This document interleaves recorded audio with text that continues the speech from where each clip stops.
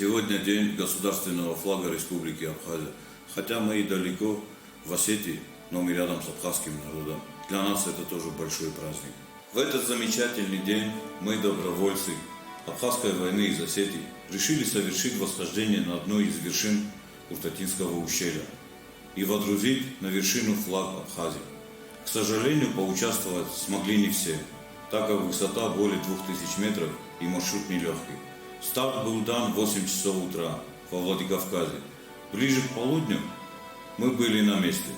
Теперь над Куртатинским ущельем Северной Осетии будет развиваться флаг братской Абхазии, который говорит о героизме, является символом свободы и самобытности, единения, сплоченности, могущества и величия.